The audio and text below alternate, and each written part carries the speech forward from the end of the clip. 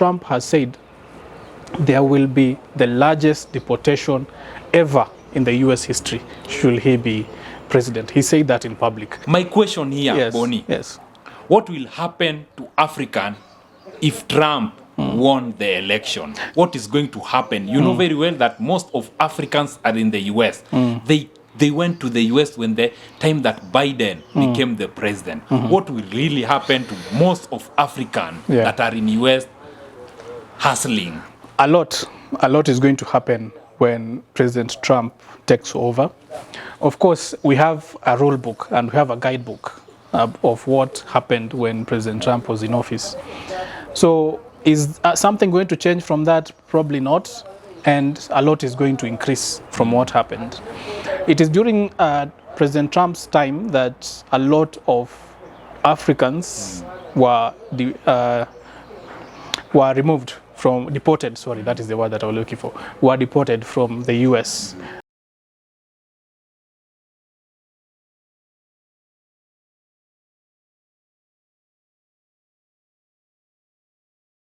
So guys, welcome to yet another great session where we are going to discuss about international politics and specifically what is happening in the United States. Yes. Jeff, the elections are around the corner. True. The Democratic National Convention Before we is still continue, which happening. candidate do you support? I'm United States very, of America. I am out here and I'm reeling my support for the one Kamala Harris to win.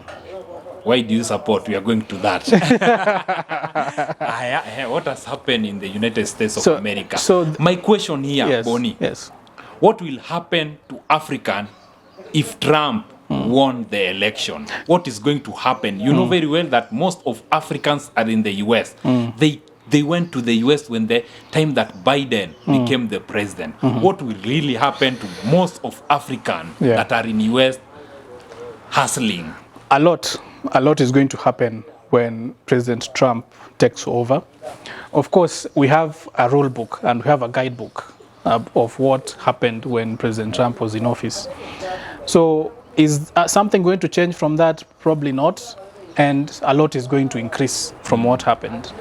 It is during President Trump's time that a lot of Africans were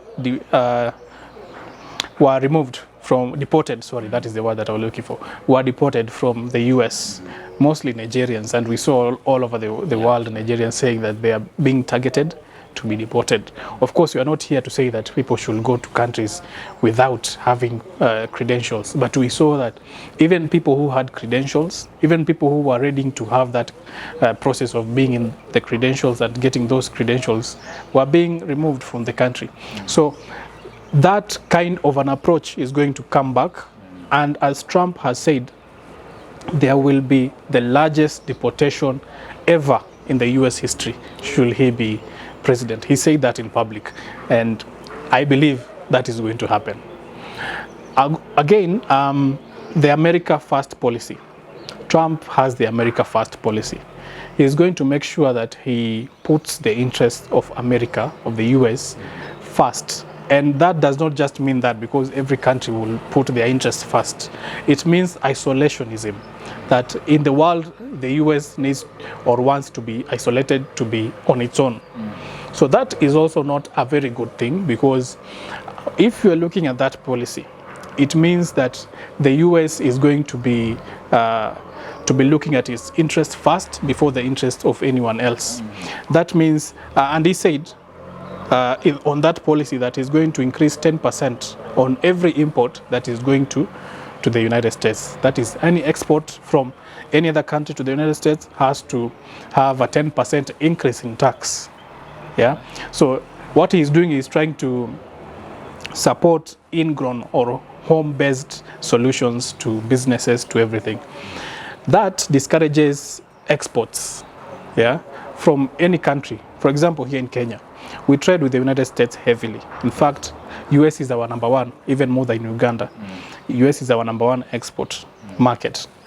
When you say that you're going to increase 10% on all exports or all imports in the US, you're just saying that our tea, coffee, and other produce that we are exporting to the United States are going to be more costly to the American.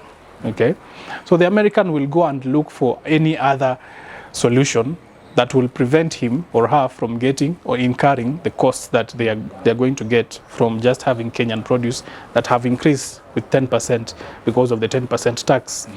You are saying that Kenyans here that are exporting to the United States are going to have less profit.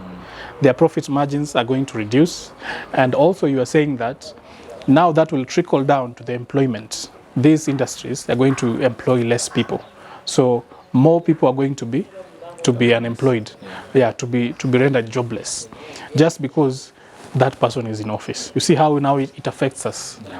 Then you're going to have the US also getting into brinkmanship. It's called brinkmanship, where Trump used to put people on edge when it comes to policies and international relations, where he will talk to Kim Jong-un in a certain way. People start seeing as if the world might go to a world war. Then you have a trade war with China that is really, really unnecessary. If the US has a trade war with China, you're simply going to make the entire region or the entire globe to be working in twofold, because you're going either to choose either to work with the US or to work with China because of such trade wars and such brinkmanship. And that is unhelpful. If you're going to have the same Trump say that he might not work with the EU, he might not work with NATO, just isolationism. It is not appropriate at this time. Yeah, and if you're going to make Kenya to either work with the US or China, you are simply limiting our capability, you are limiting our markets, you are limiting our potential as a country. Okay, Trump is not a believer of climate change.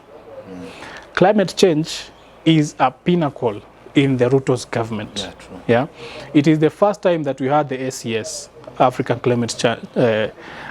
Climate Summit 23 last year here in Nairobi, KICC.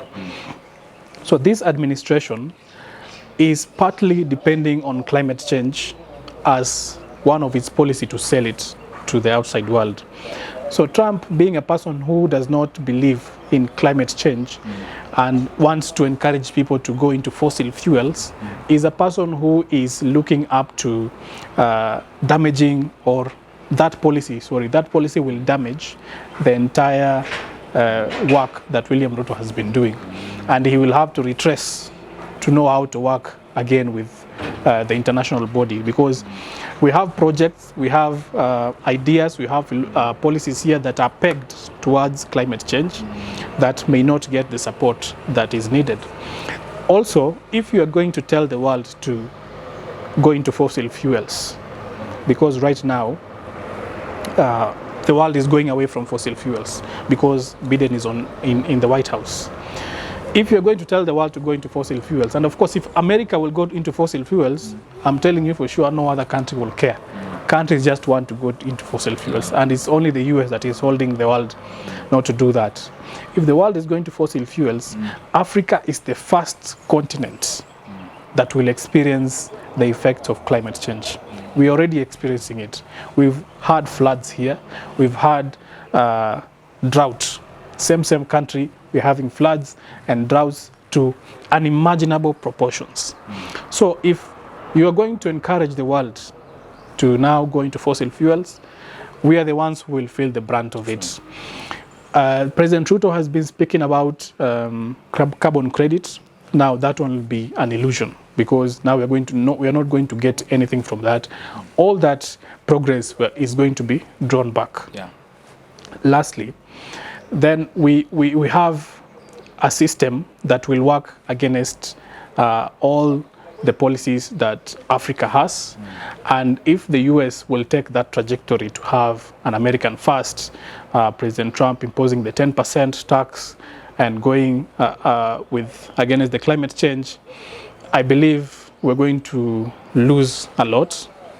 But should President or should Vice President Kamala Harris take the day, I think that will not be a problem to us. Lastly, President Trump has been an avid supporter of reducing investment outside the US. The investment that the US government is doing outside the US, he says that that investment should be done in the United States. Such investment, or one example of that investment, and we saw this in in his term, was the investment that was being put in PEPFAR. PEPFAR is an aid that supports people with HIV and AIDS.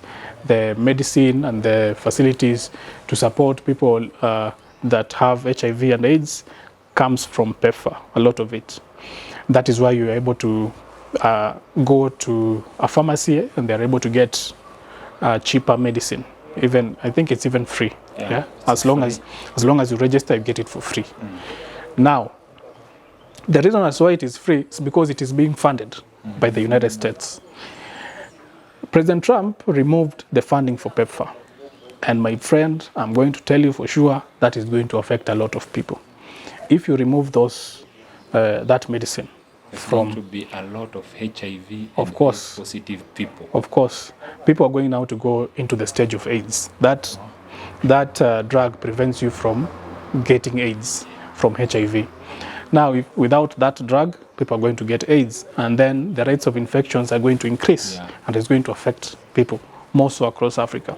It is sad that Africa doesn't have that capacity to sustain such very critical initiatives, but here we are in this situation, and should that happen immediately, those are the consequences that we're going to face should President Trump take office.